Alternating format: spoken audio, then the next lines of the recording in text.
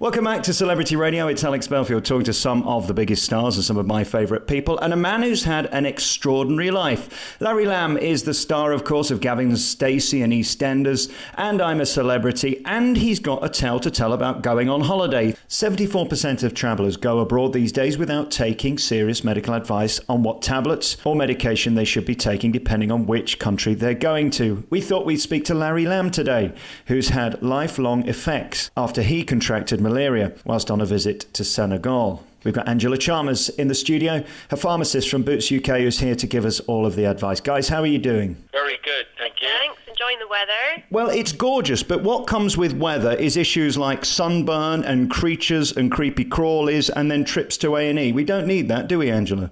No, we definitely don't. And I do a midnight shift on a Sunday night, and all I dealt with was infected insect bites. So, we are suffering with all these mozzies.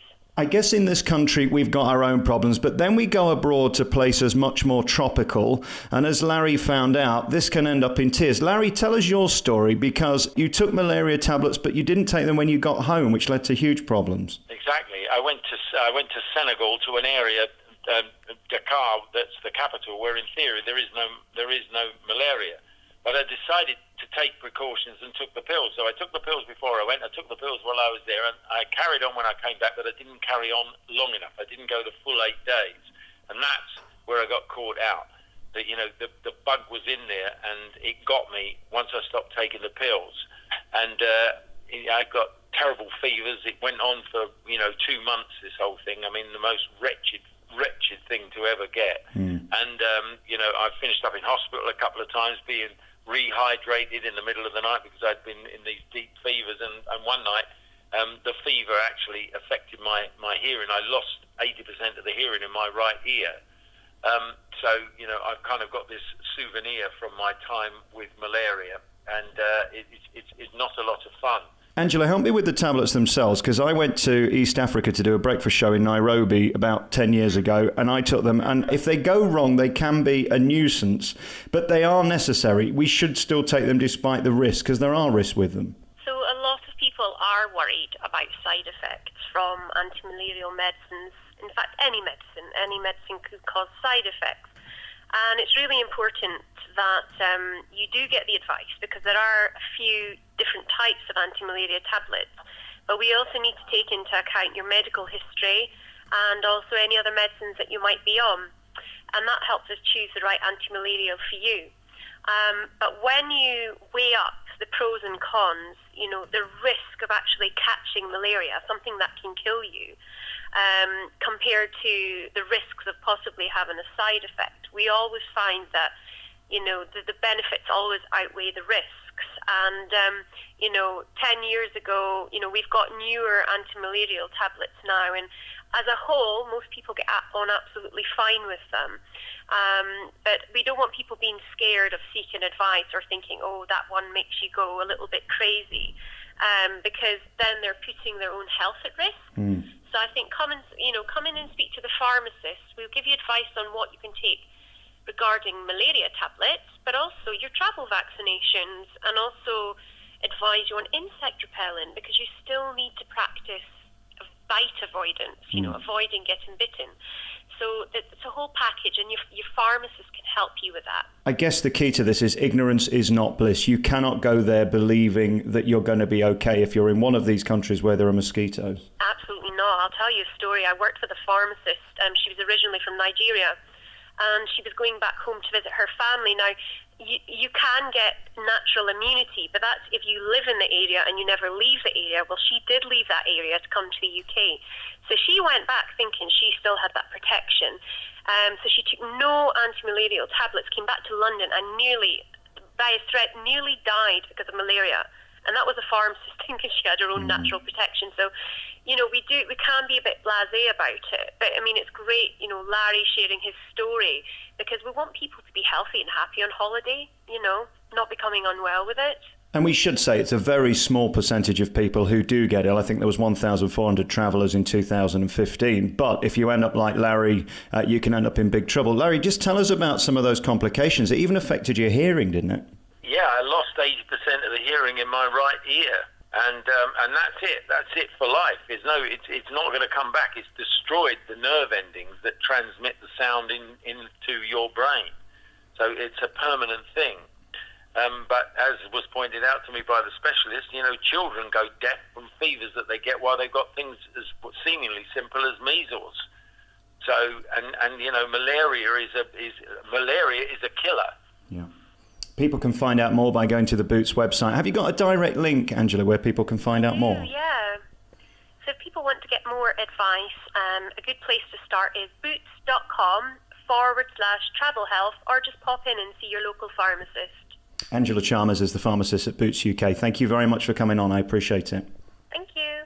Interesting times, Larry. I mean, you have had a blessed career. I look at your CV and it's almost a dream in a way. It looks from my perspective like you've always worked. You're one of those jobbing actors that's happy to do good stuff, aren't you? Whatever else, whoever you are as an actor, the main thing you've got to have is luck.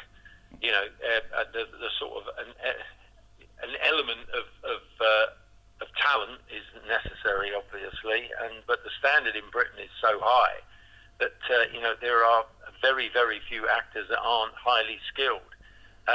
So you've got to be lucky, and that's often a case of just making the right decision on jobs very early on in your career, and being in the right place at the right time. That old cliche, but it really is. And sometimes for some reason or other you can't do a little job, but what you didn't realise is that the director of that little job was about to have a big breakthrough in his career, and people a lot of the time tend to use people that they like again.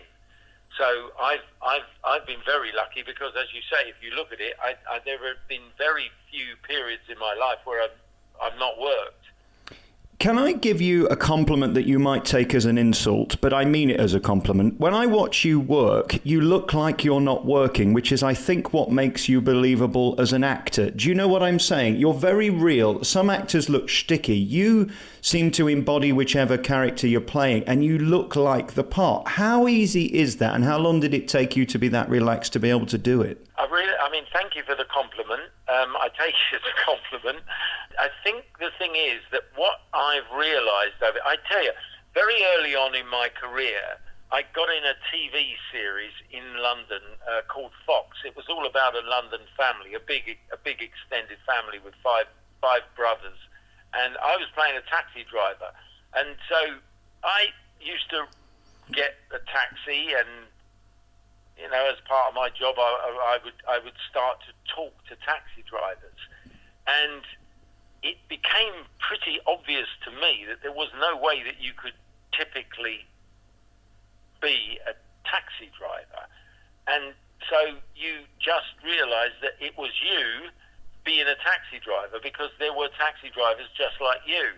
And so I kind of realised that, I might be a surgeon in something, I might be a military person in something, but there will be somebody somewhere that's just like me that does that job. So don't try and be what you think you would be. Just be you being that. That's right. Really all I do. I'm not unique. There's plenty of people like me around, so I could just be. I could be somebody in the military. I could be a doctor. I could be a priest. I could be, one of these things. Would you like to be a priest in real life? It'd save all that travelling, wouldn't it? I did once think about, like maybe doing something that could help a lot of people. I like talking to people, and it's a job which involves communication. Yeah. I don't think I quite buy into organised religion. I find that, as far as I'm concerned, you've kind of got to build your own set of beliefs up.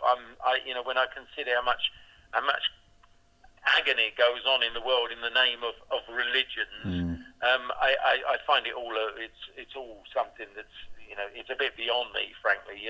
Everybody's supposed to be professing love and positive thoughts, and people are killing each other. I was going to talk to you at the end about London, because you've become Mr. London in a way through the One Show and through LBC. You love London. You are a Londoner. There's never been a more tricky time to be in London right now. All these platitudes about London's open for business, I think around the world the perception is it's a dangerous place. How do you feel being there, living there and working there? I guess you could say that London at certain times has been probably as dangerous. You know, there were times in the past when there were areas of London that really were very dangerous to go around in. You just have to deal with the fact that, you know, there are a lot of sad, crazy, misguided people doing things that they feel are right, and it happens to be going on in this city, and you just have to hope against hope that that it gets reduced by the people who are, you know, putting themselves in the front line to go after these individuals. I feel very confident in the way that the services that are there to protect us do their job. And the way I see it is that every time, you know, one of these people pops his head up, that's, you know, it's going to go all the way down the line, and that's going to be another whole big reduction in the number of potential crazy attacks. That's providing, of course, they're not recruiting as many or more from the other end. I don't think so. I tend to feel, maybe I'm a bit blasé, but I just have a feeling that the potential numbers for people that are prepared to do that sort of thing is not nearly as high as we're given to believe. Has it changed anything about your behaviour as a Londoner, where you go or what you do, or are you standing strong and carrying on as you were? Well, basically, all you can do is carry on and be, you know, maybe just be a bit more wary. If you think, if you see something that looks a little bit odd, then obviously you've got to respond, and you've got to respond quickly, and you've got to make sure your kids know to be you know, on the lookout. Moving on from that, you talk about kids, and you and George is such a great relationship that we've seen blossom on TV. You must be very proud. I think we're proud of you both. There's nothing more lovely than seeing a father and a son that seem to get on and seem to enjoy each other's company. It's been great what's happened both in TV and privately with the both of you, isn't it? Yeah, we really have had a great time. You know, we just finished the thing for Channel 5 where we've been cycling around some beautiful parts of Britain, and people really get a buzz out of talking to a father and son, particularly if they sort of know them, you know, off the telly. And we just met some extraordinary people, and that sort of that fascinating dynamic that goes on between, you know, family members, it really translates well into conversations with people, you know, just like you have. They have brothers and sisters and uncles and aunts. It's you know, everybody recognises it. I've been really lucky. So few people get to have a career where you're on radio, TV and an actor. You seem to be able to do all those things equally as well. You must be thrilled that, I guess, you've created a product that people want in different areas, because so often in the business you get sort of shoehorned into one section and then you can't get out. It's a blessed career that you've formed now. Yep, it certainly is. And I mean, it's like necessity is the mother of invention. I mean, I can remember people years ago saying, oh, be careful about all those awards in television because it can be the kiss of death. Well, you know, I did Gavin and Stacey and Eastenders, and they were they were two BBC shows. They were the top comedy and the top drama show in the years that I was doing them, and it took about 5 years to get another proper job on TV. Right. And so in the meantime, you know, I wrote a book about my life and started to branch out. I did stuff for the one show. I started to do all different sorts of things. And I found that, frankly, you know, it was translating that connection with people that you got through doing television, like EastEnders and Gavin Stacey.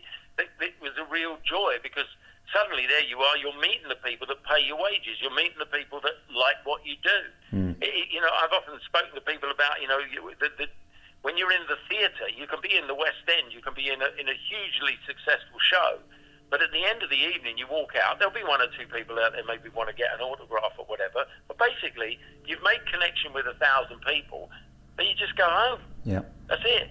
Whereas, like, if I go out now and I go to do a job and I'm going around the country talking to people, I'm this character that they really know. They really know me, you know. They'll just say, hello, Larry, like they've known me, you know, forever. People like people they like, and I think certainly through Mick and Archie, they were two characters that were so relatable. I think people feel they have the right to come up to you, don't they? Absolutely, they do, and that, to me, I mean, that's the joy of the job. Are we going to get a Gavin and Stacey movie, do you think? We'd love it. Well, I mean, it would seem to me the logical thing to do. I mean, that would be the only chance. I can't see him ever being able to get everybody together to do a TV series, but certainly, you could. I'm sure you could pull it together to do a film, especially, with James's career profile now and Ruth's profile and everybody else's. Everybody else's life has basically been changed by it. I mean, that would be the logical thing to do. And plus, of course, you've got a ready-made audience. Like, I can't think of many people in Britain that wouldn't go along and see it. Not at all. Did you know he was going to be one of the biggest stars in the world right in the beginning? Because he's always had that zing about him, hasn't he? Well, I mean, the thing with James is he's been around forever. People seem to think he just appeared from Gavin and Stacey. Yes. He'd had a big old career before that, so no surprise. Incredible talent. Really lovely to talk to you, Larry. We could talk all day. Go and find out more about this travel advice from Boots. Put in boots.com. You can find out all the information there. Thanks to Angela as well. And we wish you all the best. So much to talk about. And thank you for being one of us. You're so relatable and being such a great ambassador for London too. We appreciate it. Thanks, Larry. All the best to you, Alex.